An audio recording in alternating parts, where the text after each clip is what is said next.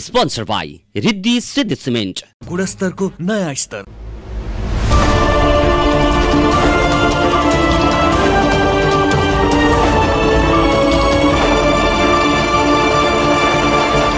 नमस्कार, national world टेलिभिजनको दैनिक प्रस्तुति कार्यक्रम आजको सन्दर्भमा स्वागत छ।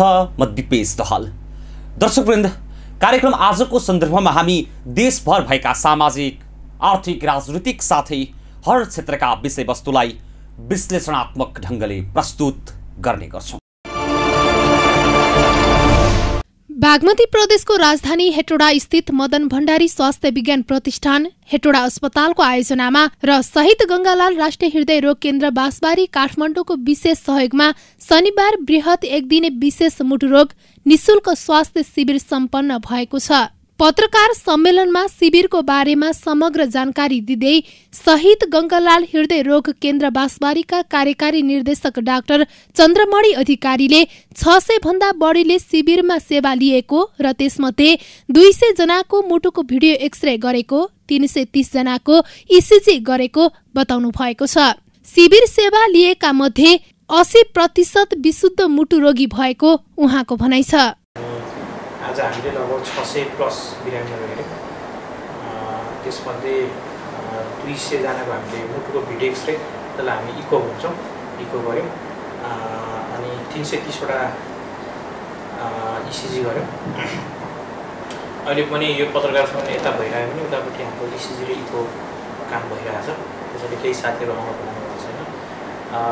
हाम्रो अहिलेको प्रिलिमिनरी तथ्याङ्क हेर्दाखेरि जतिजनालाई हामीले ओपिडीमा हेऱ्यौँ त्यसमध्ये लगभग 80% चाहिँ विशुद्ध मुटुका रोगीहरू थिए। मुटु रोग नै भएका बिरामीहरू थिए।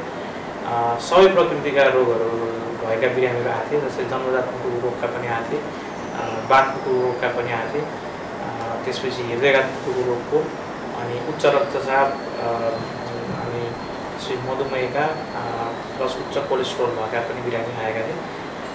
त्यसमध्ये 30 जना बिरामीहरूको चाहिँ उनीहरूको अवस्था हेर्दाखेरि चाहिँ उनीहरूलाई काठमाडौँमा लगेर उपचार गर्नुपर्ने खालको आएको थियो। त्यसमध्ये एउटा बच्चाको 3टा बच्चाको चाहिँ मुटुको अपरेसन गर्नुपर्ने खालको आएको थियो। त्यस्तै कि बाहेक धेरै जसोको चाहिँ एन्जियोग्राम गर्नुपर्ने अथवा एन्जियोप्लास्टी गर्नुपर्ने खालको केसहरू आएको थियो। र अहिलेसम्म हामीले शहीद गंगालाल राष्ट्रिय हृदय केन्द्रले यो कोभिड लागिसकेपछि पहिलो क्याम्प हो। हामीले यसरी प्रत्येक वर्ष 15देखि 20वटा यस्ता स्वास्थ्य शिविरहरू हामी गर्थ्यौँ, देशका कुना कुनामा गएर गर्थ्यौँ। यो पहिलो क्याम्प हो। तर मलाई के लाग्छ भने मैले विगतका तथ्याङ्कहरू ठ्याक्क याद छैन, तर यसरी शिविरमा आउँदाखेरि 80% जति नै मुटुका रोगी भएको चाहिँ पहिलो क्याम्प जस्तो लाग्छ। मतलब मलाई के लाग्छ भने अब यो चाहिँ उहाँहरूले हामीलाई अलिकति सजिलो पनि बनाइदिनु भएको थियो, स्क्रिनिङ गरेर बिरामीहरूलाई बोलाउनु भएको थियो। त्यो कारणले पनि हुनसक्छ एउटा, अनि हामीलाई पनि सजिलो भयो। तर त्यति धेरै देखिनु चाहिँ प्रत्यक्ष रूपमा त भन्न सक्दैन, तर अप्रत्यक्ष रूपमा के भन्न सक्छ भने हेटौडामा मुटु रोगीहरूको सङ्ख्या चाहिँ अलिक धेरै नै छ कि भन्ने अब अध्ययन भएको छैन। अध्ययन नभइकन हामीले बोल्न मिल्दैन होइन, हामी साइन्सको विद्यार्थी भएकोलाई त्यसरी बोल्न मिल्दैन। तर जुन रूपमा बिरामीहरू आएका थिए त्यो बिरामीहरूको हेर्दाखेरि चाहिँ मुटु रोगीहरू विशेष गरेर यो उच्च रक्तचापका बिरामीहरू अलिक बेसी नै छन् कि भन्ने चाहिँ आभास दिलाउँछ त्यसले। अनि ती 30 जना जति बिरामीहरूमध्ये विशेष गरेर यो 15 वर्षभन्दा मुनिका बिरामीहरूलाई चाहिँ शहीद गंगालाल राष्ट्रिय हृदय केन्द्रमा नेपाल सरकारको सहयोगमा निःशुल्क उपचारको व्यवस्था छ। उनीहरूले ओपिडीमा जाँदाखेरि केही शुल्क दिएर जाँचहरू गर्नुपर्ने हुन्छ, तर जब डायग्नोसिस भइसक्छ र भर्ना गरेर उपचार गर्नुपर्ने जति पनि उपचार हुन्छ त्यो चाहिँ निःशुल्क रूपमा व्यवस्था भएको छ लामो समयदेखि, अहिलेको होइन। त्यसै गरी 75 वर्षभन्दा माथिका बिरामीहरूको पनि भर्ना भइसकेपछि जुन उपचार गरिन्छ त्यो उपचार निःशुल्क छ, नेपाल सरकारले पनि व्यवस्था गरेको छ। त्यसै गरी केही बिरामीहरू हुन्थ्यो जसको चाहिँ मुटुको भल फेर्नुपर्ने, त्यस्ता मुटुको भल फेर्ने बिरामीहरूको पनि भल फेर्दाखेरि लाग्ने खर्च नेपाल सरकारले निःशुल्क गरिदिएको छ। जन्मजात मुटुरोग, बाथ मुटुरोग, हृदयघात मुटुरोग, उच्च रक्तचाप, मधुमेह भएका लगायत रोग भएका बिरामीहरू आएको उहाँको भनाइ छ। सोमध्ये 30 जना बिरामीको उपचार काठमाडौँमा लगेर गर्नुपर्ने साथै 3 जना बालबालिकाको अपरेसन नै गर्नुपर्ने देखिएको उहाँको भनाइ छ। विगतको तथ्याङ्कलाई हेर्दा अहिलेको अवस्थामा हेटौडामा 80% मानिसमा मुटुरोग देखिएको पहिलो पटक भएको उहाँको भनाइ छ। अनि कतिपय बिरामीहरू हुन्थ्यो जसको चाहिँ मुटुको भल साँगुरो भएको, उनीहरूलाई त्यस्ता बिरामीहरूलाई चाहिँ बेलुनको मद्दतले त्यो साँगुरो भएको नसालाई भललाई खोलाइदिन्छ। त्यो उपचार विधि पनि नेपाल सरकारले निःशुल्क रूपमा गराएको छ। त्यस्तै गरिब जस्तै कोही मान्छेहरू चाहिँ जुन अघि मैले भनेको क्याटेगोरीभित्र नपर्ने बिरामीहरू चाहिँ यदि उहाँको उपचार गर्नु पर्यो र खर्च विशेष गरेर अपरेसन गर्नुपर्ने भयो भने चाहिँ यो चाहिँ गाउँपालिका अथवा नगरपालिकाको सिफारिसमा सिफारिस पठाएको हुन्छ। त्यो सिफारिसको आधारमा चाहिँ नेपाल सरकारले 1 लाख रुपियाँ उनीहरूलाई अनुदान दिन्छ र बाँकी खर्च चाहिँ उसैले आफै तिर्नुपर्छ। त्योदेखि बाहेक सबै गङ्गालाल राष्ट्रिय हृदय केन्द्रमा अरू पनि गरिब दुखी बिरामीहरूको लागि विभिन्न सेवाहरू छन्। जस्तै हृदयघात भएर आएका बिरामीहरूलाई, जसलाई चाहिँ हृदयघात भएर विशेष गरी हृदयघातमा हुने भनेको छाती दुख्छ, छाती दुखेर 12 घन्टाभित्रमा यदि कोही मान्छे हस्पिटलमा पुग्यो भनेदेखि चाहिँ उसको चाहिँ हृदयघातमा हुने भनेको मुटुको नसा सानो बन्द भएको हुन्छ। त्यसलाई चाहिँ तुरुन्तै खोल्ने उपचार गर्नुपर्छ। त्यसलाई हामी प्राइमेरी एन्जियोप्लास्टी भन्छौँ। त्यो प्राइमेरी एन्जियोप्लास्टी चाहिँ यदि साँच्चै नै गरिब छ, उसले तिर्न सक्दैन भने त्यसको पनि हामीले निःशुल्क हुने व्यवस्था मिलाएको छ। पूर्ण रूपमा निःशुल्क चाहिँ होइन, र जसले सक्दैन त्यो उपचार हामी गर्छौँ पुगिसकेपछि हामीलाई एउटा बिरामीले कन्सेन्ट चाहिँ दिनु पर्यो। तर त्यो उपचार चाहिँ हामीले यदि सक्दैन कोही मान्छे गरिब छ भने, हामी विशेष गरेर यङ मान्छेहरू, अहिले मैले पनि भने युवाहरू एकदम धेरै छन्, युवाहरू आएछ भने हामी उनीहरूलाई निःशुल्कै यो सेवा दिएछौँ।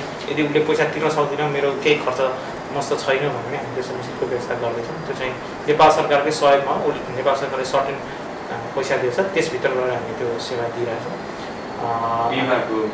बिमा पनि छ। अब अहिले बिमा चाहिँ अब यो ठ्याक्कै औपचारिक रूपमा भन्नुभन्दा पनि बिमामा अलिअलि समस्या आएको छ। केही हस्पिटलहरूले चाहिँ यो सेवा बन्द गरेका छन् बिमाले पैसा दिएन भनेर। अहिलेसम्म हामीलाई त्यो समस्या आएको छैन यो अनौपचारिक रूपमा गर्न। तर बिमा सेवा पनि शहीद गङ्गालाल राष्ट्रिय हृदय केन्द्रमा 2076 साल मार्चदेखि सुरु भएछ। त्यस अन्तर्गत पनि हामी सुविधा दिन्छौँ।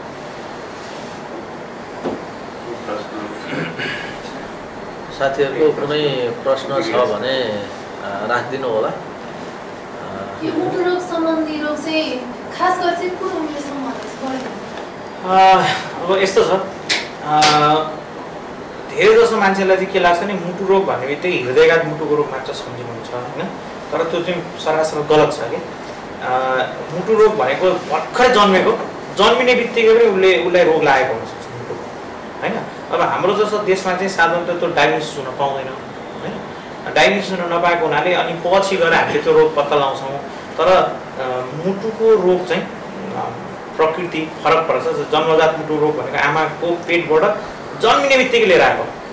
आर्थिक अवस्था कमजोर भएका बिरामीहरूको हकमा गङ्गालाल हृदय रोग केन्द्रले निःशुल्क उपचार गर्ने र गाउँपालिका अर्थात् सम्बन्धित निकायबाट सिफारिस बनाएको आधारमा नेपाल सरकारले 1 लाख अनुदान दिने उहाँको भनाइ छ। 2076 सालबाट बिमाको व्यवस्था पनि गरिएको उहाँको दाबी छ। मुटुरोगको सबै उमेर समूहका व्यक्तिलाई लाग्ने उहाँको भनाइ छ। उहाँले विशेष गरी 45 वर्ष उमेर भन्दा मुनिका धेरै जसो बिरामी 20 वर्ष उमेर समूहका व्यक्तिको संख्या बढी देखिएको बताउनुभयो। धेरै जसो मान्छेलाई चाहिँ के लाग्छ नि, मुटुरोग भन्ने बित्तिकै हृदयघात मुटुको रोग मात्र सम्झिनुहुन्छ होइन।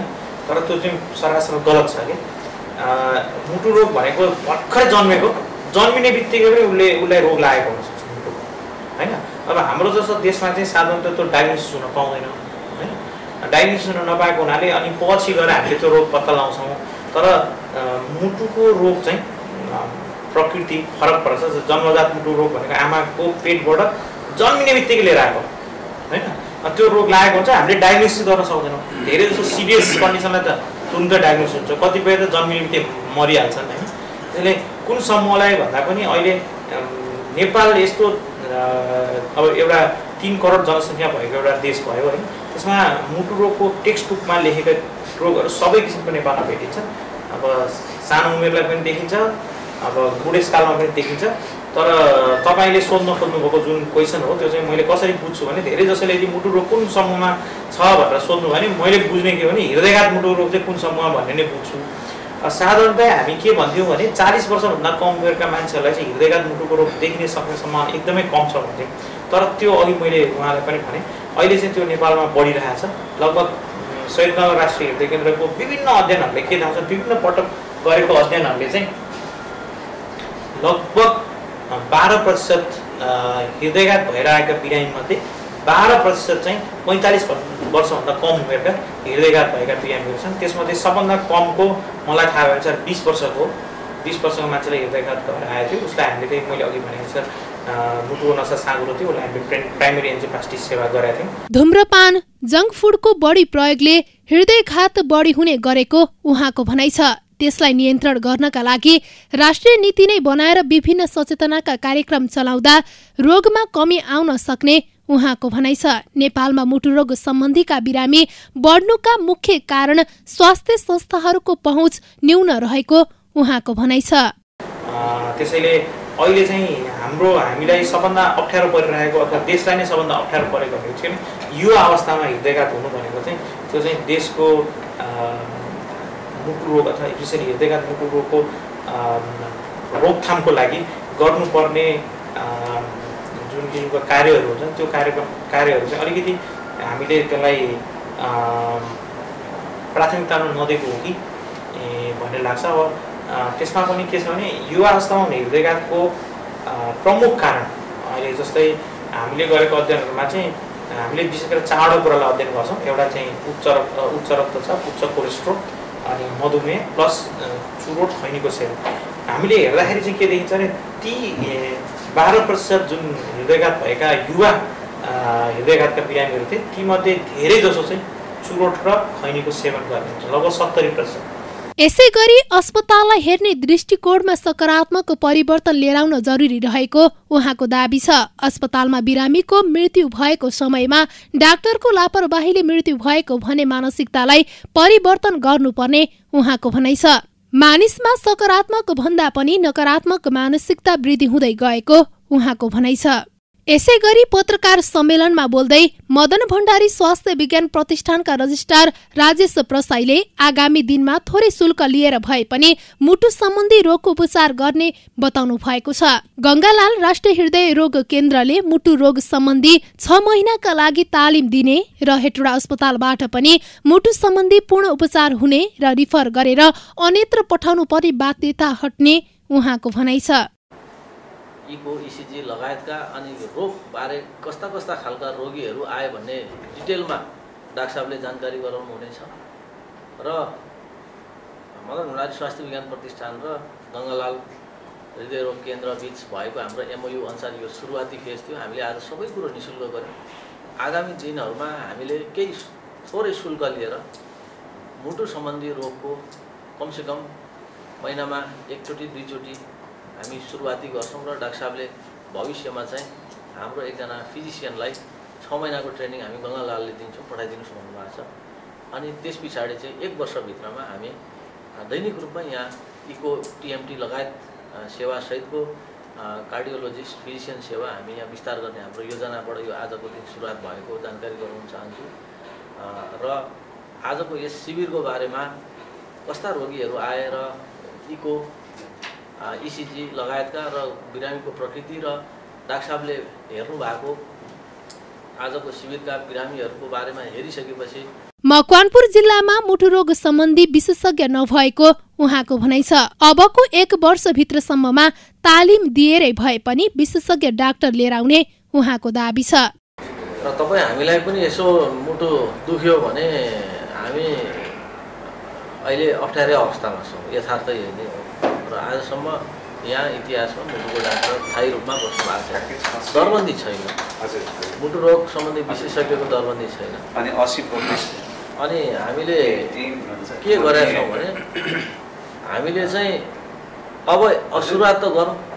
हामीले सुरुवात गऱ्यौँ, कमसेकम महिनामा एकचोटि फलोअपको लागि रेगुलर चेकअपको लागि गर्दैछौँ भने 1 वर्षभित्र भन्नाले चाहिँ के हो त भन्दाखेरि त्यो 6 महिनामा पनि हुनसक्छ। हामी 1 वर्षभित्र हामी आफ्नै डाक्टरलाई अब हामी एमडी प्रोग्रामहरू सुरु गर्दैछौँ, एमडी जेनरल मेडिसिनमा सुरु गर्दैछौँ भने त्यो मध्ये एकजना डाक्टरलाई 6 महिनाको ट्रेनिङको लागि हामी गङ्गालाल पठाउँछौँ र यहाँ चाहिँ रेगुलर रूपमा हामी सुरु गर्छौँ।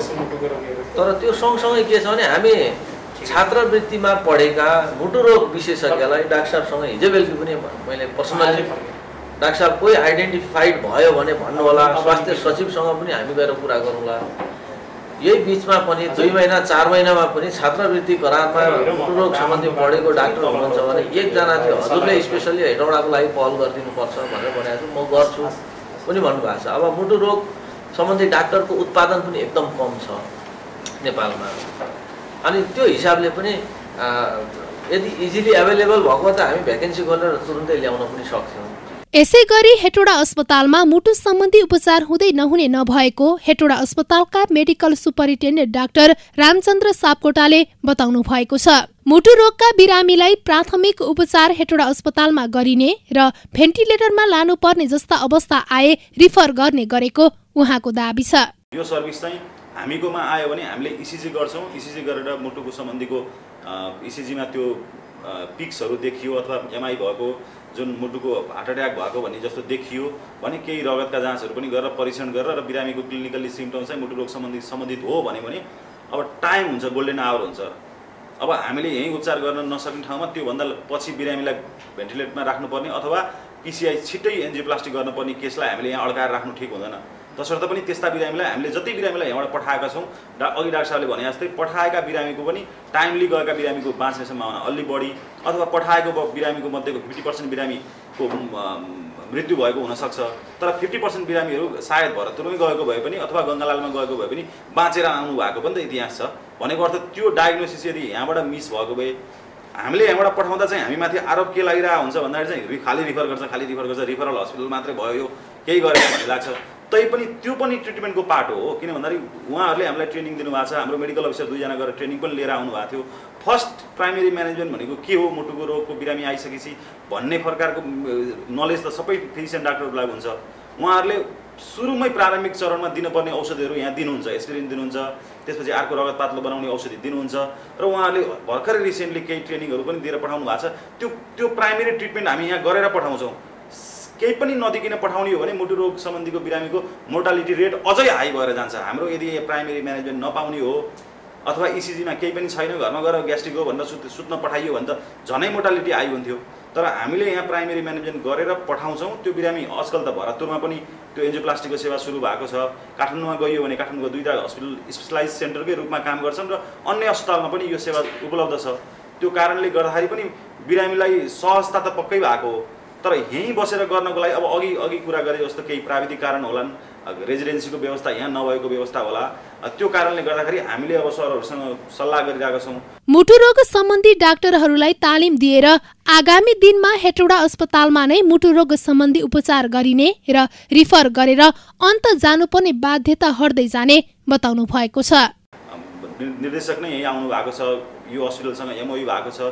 अब कम्तीमा 2 हप्ता, त्यसपछि 6 महिनापछि यहाँ काम गरिरहेको फिजिसियन जो लङ टर्ममा हेटौडामै बस्न उत्सुक हुन्छ अथवा प्रतिष्ठानमा जागिर गर्न उत्सुक हुन्छ, त्यस्ता व्यक्तिलाई छानेर होइन प्रायोरिटीमा राखेर हामी त्यस्ता व्यक्तिलाई चाहिँ ट्रेनिङ लिन पठाउँछौँ। र हुनसक्छ त्यो ट्रेनिङ लिन गएको व्यक्तिलाई ट्रेनिङ मात्र 6 महिनाको मात्र किन, पछि आएर काम गर्ने बन्डको हिसाबमा म स्वास्थ्य विज्ञान प्रतिष्ठानकै तर्फबाट नै मास्टर पढिसकेको मान्छेलाई डिएम पनि पढाउने पहल गर्न सकिन्छ। त्यस्तो भएको खण्डमा चाहिँ दीर्घकालीन रूपमा चाहिँ अब अहिले जस्तो 6 महिना 2 महिनामा उहाँहरू आउनु भनेको त यसलाई अझ ठुलो अपग्रेडेसनमा लानु हो होइन। फिजिसियन मात्र भएर चाहिँ आजकल फेरि के फाइदा भएको छ भन्दाखेरि पहिला मेडिसिनको अथवा यो कार्डियक मुटु रोग सम्बन्धीको कस्तो अवस्था थियो भन्दाखेरि नेपालमा पनि फिजिसियनले गर्ने पार्ट एकदमै कम हुन्थ्यो कि खालि कि अपरेसन गर्ने मात्र कार्डियो सर्जन जस्तो लाग्थ्यो। तर आजकल मेडिसिन यस्तो एडभान्स भइसकेको छ कि यो पिसिआई पनि लगभग कार्डियोलोजिस्ट नै गर्छ होइन सर?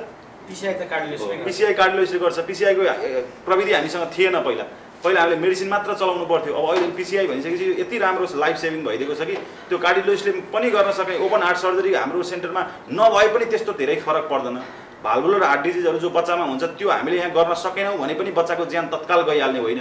तत्कालै गरिहाल्न पर्ने केसहरू चाहिँ फिजिसियन जो कार्डियोलोजिस्ट पढेर आउनुभएको डाक्टर साहब हुनुभयो र हामीले त्यही तरिकाको फेरि मान्छे मात्र भएर पनि सबै कुरा हुने होइन, मान्छे एकजना मात्र भएर पनि हुने होइन, उसको टिमदेखि लिएर क्याथ ल्याबदेखि लिएर हरेक कुरा डेभलप गर्न टाइमली डेभलप गर्न सक्यौँ भने त्यो सम्पूर्ण कुराहरू जो तपाईँहरूले सोधिराख्नु भएको छ अथवा एक्सपेक्टेसन छ त्यो सम्पूर्ण कुराहरू बिस्तारै क्रमिक रूपमा चाहिँ हुँदै जान्छ होला भन्ने हामीले आश गर्नुपर्छ। किनभने यो प्रतिष्ठानसँग जोडिसकेपछि र एकाडेमिक इन्स्टिट्युट पनि भइसकेको सन्दर्भमा चाहिँ अब हामीले एक्सपेक्ट गर्ने हो, थप एक्सपेक्ट गर्ने हो र त्यो सायद सम्भव होला। मुटु रोग सम्बन्धी उपचार गराउनका लागि काठमाडौँसम्म धाउनुपर्ने बाध्यता रहँदै आएको र हेटौडा अस्पतालमा मुटु रोग सम्बन्धी विशेषज्ञ डाक्टरको व्यवस्था गरी मुटु सम्बन्धी सम्पूर्ण सेवा विस्तार भए मकवानपुर लगायत नजिकका जिल्लाहरूमा समेत सहज हुने देखिन्छ। काठमाडौँको बालाजुमा अवस्थित सामाजिक उत्तरदायित्व निर्वाह गर्ने हेतुले स्थापित संस्था मानव सहायता समूह नेपालले विभिन्न रोगसँग लडिरहेका 2 जना युवालाई आर्थिक सहयोग गरेको छ। असोज 16 गते काठमाडौँको शङ्ख पार्कमा एक विशेष समारोहका बीच पीडितलाई आर्थिक सहयोग गरिएको हो। पैसा नभएर रोगसँग लडिरहनु भएको छ उहाँहरूको लागि र जो विभिन्न आश्रमहरूमा आश्रय लिएर बसिरहनु भएको छ, बाल आश्रममा, वृद्ध आश्रममा जो जसका कोही छैनन् त्यसका लागि केही भए पनि टिकटक युजरहरू छन् भन्ने एउटा सन्देश दिनको लागि हामीले टिकटक मार्फत टिकटक चलाउँदैको हाम्रो एउटा समूह तयार गरेर हामीले चाहिँ एउटा नेपाल सरकारसँग मान्यता प्राप्त मानव सहायता समूह नेपाल आधिकारिक रूपमा दर्ता गरेर हामीले चाहिँ यसरी सेवा गर्ने, देश विदेशमा हामीले अनुरोध गर्ने, लाइभ होस्ट कसैलाई जबरजस्ती नगर्ने, इच्छा हुनेहरूले चाहिँ तपाईँहरूले सहयोग गर्न सक्नुहुन्छ भनेर एउटा अपिल गरेर हामीले चाहिँ जुन थोरै 2-5 हजार 200 500 हजार जति दिन सक्नुहुन्छ त्यो पैसा कलेक्सन गरेर हामीले चाहिँ निस्वार्थ र निष्कलङ्क हिसाबले चाहिँ जति रकम आउँछ हामीले जस्ताको तस्तै नावलीसहित प्रकाशन गरेर मिडिया साथीहरू, सञ्चारकर्मी साथीहरूलाई रोभरमा राखेर हामीले चाहिँ यसरी रोगीहरू